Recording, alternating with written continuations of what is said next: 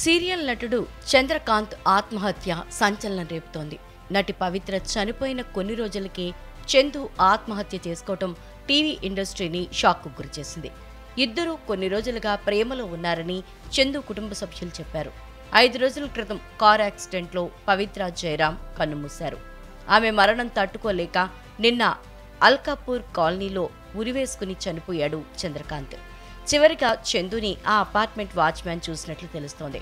Sudden గా ఇంటికి వచ్చిన చందు ఇంట్లోకి వెళ్లి తలుపు వేసుకున్నారని, ఆ తర్వాత తలుపు పగలగొట్టి చూడగా ఉరివేసుకుని కనిపించారని వాచ్మ్యాన్ చెప్పారు. 10-10:30 టైంకి వచ్చారు.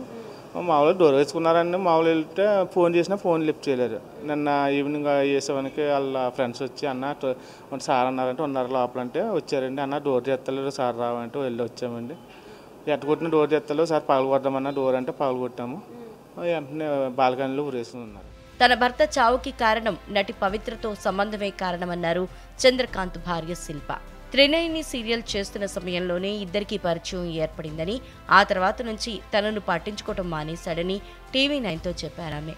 పవిత్ర చనిపోయిన తర్వాత ఇన్స్టాగ్రామ్లో తాను వచ్చేస్తున్నానంటూ పోస్ట్ చేశాడని, ఇంతలోనే ఘోరం జరిగిపోయింది అన్నారు శిల్ప. డిప్రెషన్ అండి.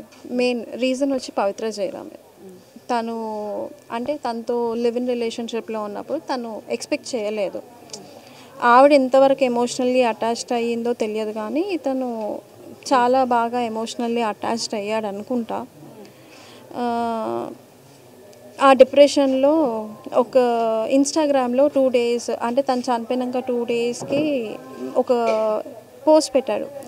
పవి 2 days వెయిట్ చెయ్యి, ఐఎమ్ కమింగ్ అనేసి పెట్టాడు. నాకు అక్కడ డౌట్ వచ్చింది. డౌట్ వస్తే నిన్న కాక మొన్న అందరి మధ్యలో అంటే ఫ్యామిలీ మెంబర్స్ మధ్యలో కూర్చోబెట్టి మాట్లాడాను.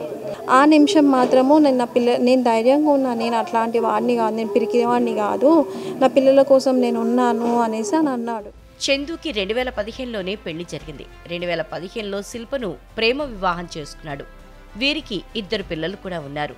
త్రినయని, కార్తీక దీపం, రాధమ్మ కూతురు వంటి సీరియల్స్లో నటించి మెప్పించాడు.